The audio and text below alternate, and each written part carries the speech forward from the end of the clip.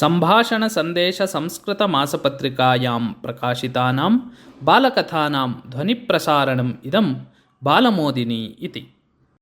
हरियाणाराज्यस्य महाराग्रामे निवसन् फूलसिंहः निम्नजातीयानाम् उद्धरणम् एव जीवनस्य लक्ष्यं भावयति।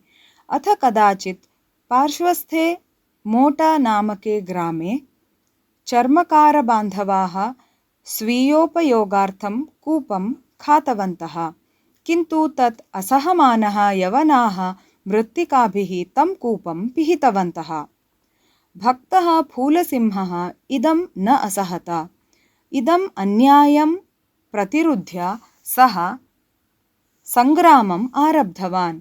सः यवनप्रमुखस्य समीपं गत्वा अवदत्, तं कूपं पुनः खात्वा दीयतां कृपया। यावत् तत् सिद्धं न स्यात् तावत् अहम् आहारसेवनं न करिष्यामि इति।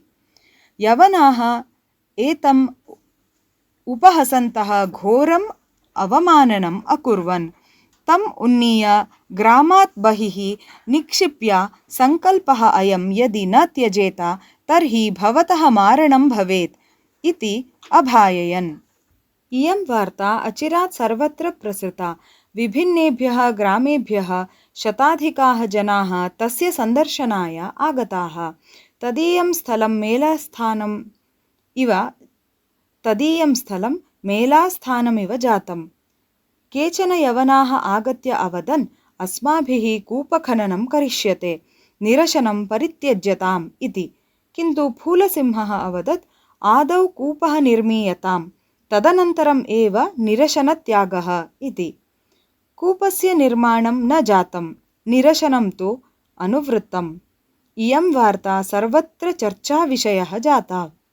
निम्नजातीयानाम् उद्धरणे उत्सुकः श्रेष्ठी युगलकिशोरबिर्लावर्यः निरशनस्थानं प्रति आगत्य अवदत्, चर्मकारबन्धुभ्यः मया 10 कूपाः निर्मीय दास्यन्ते इति। तदा फूलसिंहः अवदत्, भवता तत् क्रियेत चेत् किं प्रयोजनं?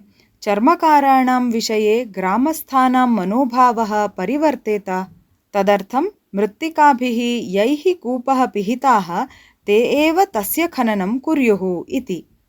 हरियाणस्य नेतारौ चौधरी छोटूरामजी च तत्र आगतौ। निरशनं परित्यज्यताम् इति सम्प्रार्थ्य महात्मागान्धिना तन्त्रिवार्ता प्रेषिता, किन्तु फूलसिंहः अचलः आसीत्। अन्ते सर्वकारः उपजनपदाधिकारिणं सम्प्रेष्य कूपखननाय यवनानाम् अङ्गीकारणे सफलः जातः। तदा एव फूलसिंहस्य निरशनं समाप्तिं गतम्। तावता 24 दिनानि अतीतानि आसन्।